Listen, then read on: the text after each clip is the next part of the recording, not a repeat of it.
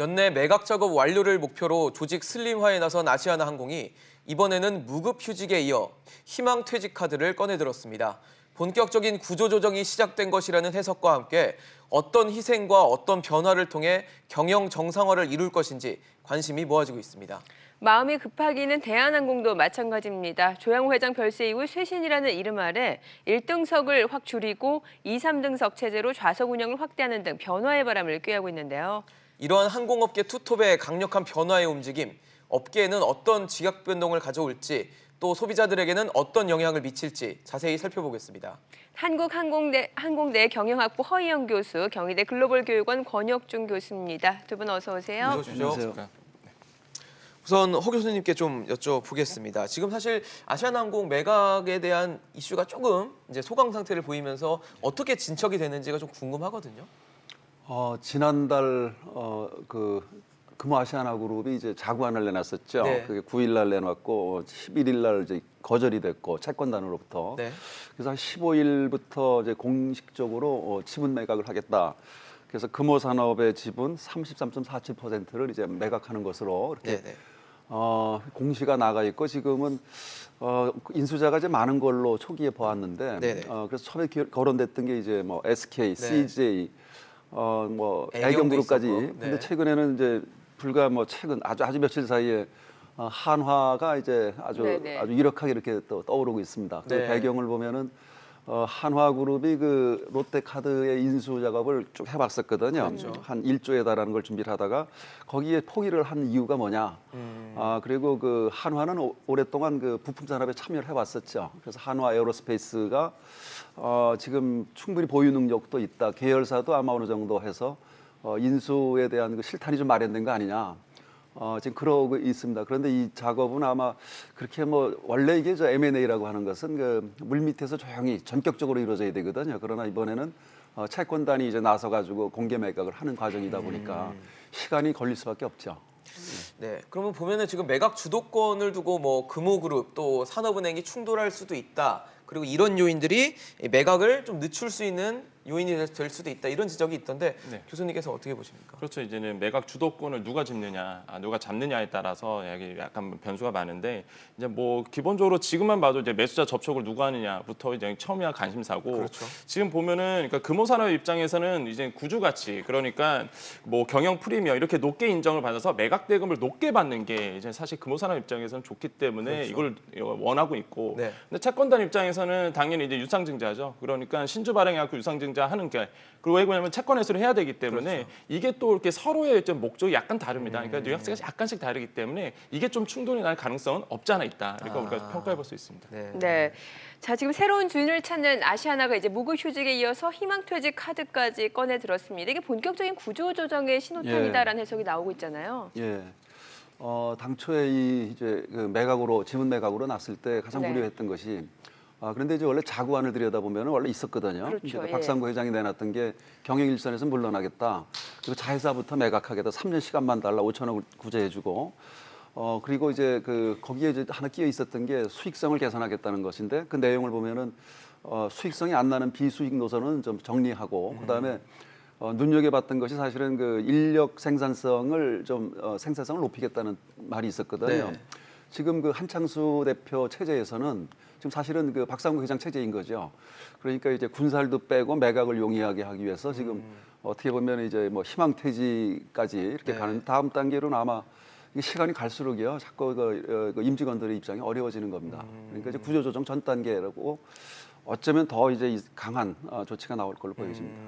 그렇다면 교수님, 그 희망퇴직 또 무급휴직의 어떤 조건과 대상이 있을 텐데 네네. 어떻게 되나요? 네, 일단 희망퇴직 같은 경우는 2003년 그 12월 31일 이전 입사자고요. 이전 입사자요? 예, 그렇죠. 이전 입사자죠. 그래서 근속이 한 15년 이상이신 분들입니다. 그래서 일반직이라든지 영업직, 공항 서비스 직군이라고 보시면 되겠고 네. 이달 중순까지 받습니다. 받고 중순까지. 그다음에 퇴직 일자는 한 6월 30일로 이제 일정이 좀 나온 상태거든요. 아. 이렇게 진행이 되고 뭐 조건 같은 게 2년 2년이에요. 그러니까 뭐냐면 퇴직 위로금도 2년 동안 2년치 연봉을 2년치를 주는 받고 거고. 그다음에 가장 항공권의 메리트라는 부분이 역시 그 학자금이라든지 기본적으로 네. 이제 자녀분들 지원이 그 되는 지원이 것들 되는 있죠. 부분인데 이게 한 2년간 그러니까 퇴직 후 한 4년 이내 2년간 지원해 줍니다. 그래서 네. 요게 이제 조건으로 돼 있다 보니까 네. 따져보면 한 과차장금 연금이 한 7천에서 한 8천 정도 된다고 해요. 지금 네. 그러면은 이게 한 2년치라 그러면 한 1억 5천까지 정도 이제 위로금이 이제 지급될 가능성이 매우 크다라고 볼 수가 있겠고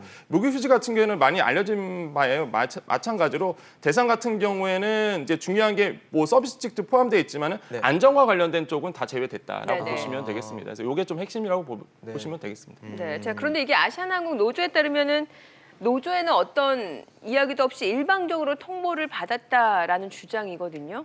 예, 그게 지금 뭐 저 금호아시아나 그룹의 그 이 아시아나 항공 문제가 상당히 시급하고 근데 그러다 보니까 노조는 또 기본적으로 이게 지금 뭐 퇴직이 되었던 구조조정이 되었던 노조는 반길 만한 사항이 아니죠. 네네. 근데 좀 아쉬운 건 있죠. 그 경영진에서 좀 노조하고 우리가 지금 이렇게 어려운 시기니까 좀 이해해달라 네. 하는 협조가 아마 생략됐던 것 같아요. 그 부분은 좀 아쉽죠. 직원들은 사실 놀랄 수밖에 없겠네요. 그게 지금 이번에가 이제 핵심이라고 하면 좀 뭐하지만 그 조종사나 정비사나 그 객실 승무원 쪽을 이제 그대로 놔두고 네네. 일반 관리직이 대상이 되는데 네네.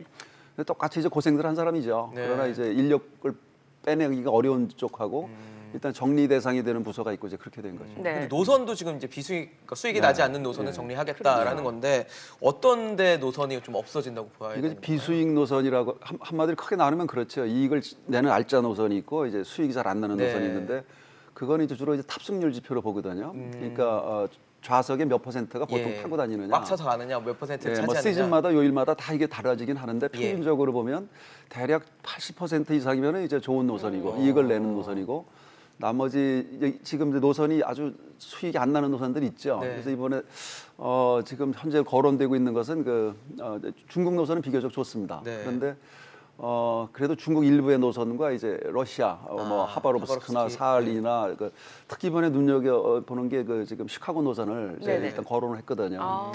저럴 경우에 시카고 노선은 참 알짜이긴 한데 네네. 전체적으로 탑승률은 비수기 때문에 또 낮아지고 하니까 그렇게 아마 몇 군데 노선은 이미 이제 거론이 되고 있습니다. 예. 이렇게 노선이 정리가 되면 교수님 우리가 이용하는 노선에 어떤 영향을 줄지가 사실 소비자분들, 시청자분들한테는 가장 관심이거든요. 그렇죠. 이제 보면은 이제 비수익이잖아요. 말 그대로 항공사 입장에서는 그러다 그렇죠. 보니까 사실 소비자 입장에서 많이 타지는 않습니다. 아까도 말씀드렸다시피 타지는 않기 때문에 사실 더 우리에게 와닿는 거는 사실 어제 있었던 이슈거든요. 사실 거죠? 한국과 중국, 그렇죠. 예. 중국과의 이제 노선 종류가 배분이 됐어요. 네. 근데 여기 핵심이 뭐냐면은 기본적으로 대형 항공사, 대한항공과 맞아 아시아나항공이 독과점으로 있던 것이 이제 LCC가 들어왔다는 부분. 그렇죠. 이거이 조금 저는 좀 핵심 포인트다라고 좀 볼 수 있겠고 네. 특히 알짜배기 노선이 이제 인천과 베이징 부분인데 네. 이거에도 지금 말 그대로 뭐 제주항공이나 이제 태해항공이 들어왔거든요. 네, 그렇죠. 이런 것만 봐도 좀 변화가 지금 되고 있다라는 부분에 대해서 굉장히 좀 의미가 남다르다라고 볼 수가 있습니다. 경쟁이 심화되니까 네, 상대적으로 그래도 또 가격이 또 낮아질 수는 그럴 있죠. 수 소비자 있겠죠. 입장에서는 좋긴 네. 좋지만 그래도 양대 항공사 입장에서는 이게 좋을 만한 소식은 아닙니다. 사실 뭐 수익성 개선을 위해서 수익이 잘 나지 않는 그런 노선을 정리하는 게 일면 타당한 구석도 있겠습니다만 그 항공사 노선이라는 게 그 하늘길을 날기 위해 사실 사전 작업에 드는 비용도 만만치 않고 또 엄청나게 노력을 해서 그 노선을 득했을 텐데 이 노선 정리 쪽으로만 포커스를 맞추는 게 과연 맞는가라는 생각도 사실 들거든요. 이번에 아시아나 항공의 매각 시기가 제가 이제 처음에 우리 여기서 했을 때도 이게 좀 빠르게 진행되어야 한다. 네. 시간이 늦어지면 늦어질수록 말씀하셨었죠. 기업의 가치라든가 그렇죠. 예. 소비자 편익이 줄어들 것이다. 결국 이렇게 되면은 이제 뭐 산원에서는 지금 연내 매각을 목표로 한다고는 하는데 네. 지금 이제 저런 것들이 빨리 인수자가 좀 자금 여력이 풍부한 인수기업이 들어와서 사실 지금은 급하니까 이제 자꾸 떨어내는 것이지만 잠깐 뭐 소비자 편익의 문제도 있지만 잠재적으로 저게 성장할 수 있는 그 운수권의 문제인데 이번에 군사를 뺀다고 해서 다 떨어내는 게 참 안타깝습니다. 예. 그러면 어때요? 사실 이게 매각을 위해서 할 수 있는 방향 아니겠습니까? 뭐 희망퇴직을 받고 그렇죠. 조직 덩치를 줄이는 게 또 노선도 정리하고 이게 일단은 매각을 위한 수순이라고 볼 때 맞는 방향이라고 좀 보세요. 그 만든 방향이라 보기보다는 어쩔 수 없는 어쩔 수 방향인데 없는 선택이다. 이렇게 좀 예. 보거든요. 불가피한 선택이었다. 예, 왜냐하면 1조 2천억의 단순히 이제 갚아야 될 돈이 있고 예. 그러다 보니까 말 그대로 채권단의 지원이 없으면 도저히 뭐 방법이 없다 보니까 어쩔 수 없이 채권자가 원하는 대로 채권단에서 원하는 대로 이제 갈 수밖에 없는 거고 그게 이제 박상구 회장의 용태였고 그다음에 이제 말 그대로 이번에 이제 자구책을 마련해서 한 1조 한 6천억 정도 지원받기로 유동성을 지원받기로 했는데 네. 그러다 보면 당연히 채권에서 원하는 대로 할 수밖에 없고요. 네. 여기서 가장 이제 피해를 보는 분들이 바로 임직원들이라고 저는 보거든요. 그렇죠. 사실 그 임직원들이 말 그대로 이제 협력을 해서 잘 처리해야 되는데 지금 상황 보면은 그렇게 잘 흘러갈 것 같지는 않아요. 사실 그러다 보니까 좀 걱정이 크다라고 볼 수가 있습니다. 네. 사실 이제 박삼구 전 회장에 이어서 이제 박세창 이제 장남이죠. 박세창 아시아나 IDT 사장이 어떻게 보면 경영 심판대에 올랐다. 그리고 쉽지 않은 상황에 지금 올라와 있단 말이죠. 그래서 굉장히 뭐 우려도 있고 물론 기대도 있을 거로 생각됩니다. 어떻게 보십니까, 교수님? 그러니까 그 경영 3세 박세창 대표가 지금 아시아나 IDT 그러니까 아시아나항공의 자회사 네. 거기에 대표였지만 이제는 그 박상구 회장이 물러난 상태에서 지금 매각을 사실은 이제 주도하게 주도하는 됐고요. 거죠. 예. 작년까지만 해도 이 박세창 사장은 그 IPO를 준비를 했었죠, IDT에. 그러다가 갑자기 이제는 어떻게 되느냐면 이걸 빨리 경영 회복보다는 원활하게 매각을 하고 그 앞으로는 이제 그 금호아시아나의 계열사 쪽으로 이제 맡아가게 될 것인데 우선은 당장 발등에 부르는 이번에 그 좀 무리 없이 빠른 시간 내에 그 아시아나항공을 잘 이제 정리하는 것, 매각하는 것 이게 지금 아마 본인의 그 경영 능력의 1차 시험대가 아닌가 이렇게 생각이 되겠네요. 듭니다. 네. 자, 대한항공도 좀 쇄신을 꾀하고 있는 모습이 국제 노선 70%에서 1등석 그러니까 퍼스트 클래스를 네. 없앤다라고 하는데 이거는 그러면 어떤 의미로 봐야 되는 걸까요? 그거는 좀 다른 차원에서 봐야 되는 예. 것이고요. 우선 그 1등석이라고 이제 전통적으로 1등석, 비즈니스석, 이코노미석 이렇게 네네네. 이제 클래스를 3 클래스로 나눠 왔던 것이 네. 최근에는 전 세계적으로 트렌드가 변하고 있어요. 어떻게 바뀌고 그러니까 이제 서비스가 고급화되면서 비행기 제작사들이 그 1등석 못지않게 이제 비즈니스석을 좋게 만들고요. 맞아요. 이코노미석은 또 프리미엄 이코노미라고 해서 그러니까 종전에 타던 그 좌석과 좀 다릅니다 모양이. 그러면서 상대적으로 1등석이라고 하는 건 아주 고가의 좌석인데 오히려 역으로 이제 컴플레인이 생기는 거죠. 그 아주 많은 운임을 지불했는데 그 그만한 어떤 프리미엄을 얻지 비즈니스석이 못하는. 오히려 더 뭐 그만은 하지 않고 그러니까 굉장히 큰 차이가 좋아지는 없는 거죠. 거죠. 예. 그 스페이스가 거의 같죠. 그러니까 그런 기종들이 있습니다. 그 뭐 보잉 787이라든가 보잉 777이라든가 A350 이제 그런 기종에 있어서는 1등석보다는 비즈니스석이 오히려 상대적으로 좀 경제성이 있는 그런 좌석이 늘어나고 그러다 보니까 세계적으로 지금 3 클래스가 아니고 2 클래스로 좀 진행하고 있어요. 예. 대한항공만의 문제는 아닙니다. 그래서 세계적인 뭐 에어프랑스라든가 이런 항공사들은 이미 그 2 클래스로 가고 있고요. 네. 그리고 이제 프리미엄 이코노미라고 하는 새로운 클래스가 또 좌석이 등장을 하고 그래서 이런 진화 과정으로 보여집니다. 네. 마케팅 전략으로 봐야 됩니다.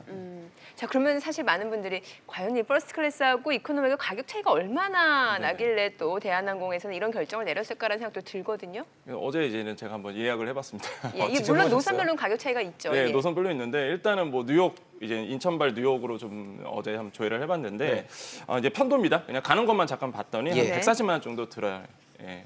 차이가요? 이코노미.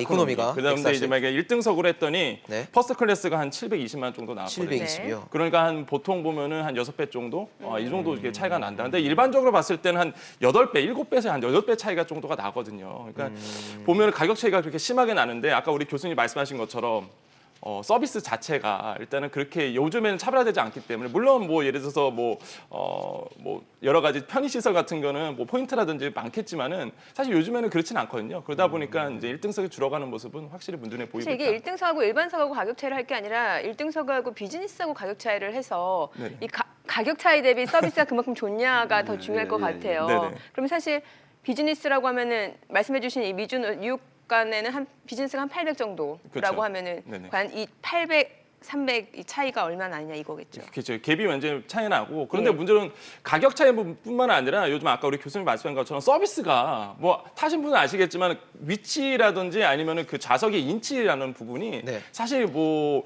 이코노미하면 물론 차이가 많이 나겠죠. 많이 네. 나겠지만 비즈니스석하고는 뭐 그렇게 많이 차이가 나지 않거든요. 그러니까 그러다 보니까 많은 1등석 타신 분들이 오히려 내가 주는 가격에 비해서 서비스가 그만큼 못 따라오다 보니까 네. 당연히 이제는 불만인 사항도 굉장히 많을 수밖에 없는 것이죠. 그래서 이렇게 좀 보시면 되겠고 아까 뭐 말씀하신 대로 외국계 항공사가 굉장히 효율적으로 좀 운영을 하고 있어요. 이런 부분에서 보면은 왜 그러냐면 2008년도에 만약에 리먼 사태 터지고 나서 2012년도에 제3자 양적 그 완화하면서 유동성을 많이 풀었단 말이죠. 네. 그러면 그만큼 제조업이 안 좋기 때문에 사실 미국이 그렇게 한 건데 그러다 보니까 제조업 다니신 분들 같은 경우에는 출장도 많이 가시고 일도 많이 하셔야 되는데 이거 뭐 1등석 해봤더니 말 그대로 비용만 많이 나가고 사실 뭐 서비스가 그렇게 좋지 않다 보니까 사실 안 타게 됐거든요. 그러다 보니까 뭐 미국 같은 경우는 델타 항공이라든지 기본적으로 우리가 얘기하는 유나이티드 항공 같은 경우에서도 이제는 3클래스에서 2클래스로 줄이고 이게 이제는 경영의 효율성으로 오다 보니까 이거 괜찮네? 하다 보니까 지금도 그런 이렇게 투클래스의 어떤 위치로 좀 자리 잡아오고 있는 부분들이 분명히 있습니다. 그래서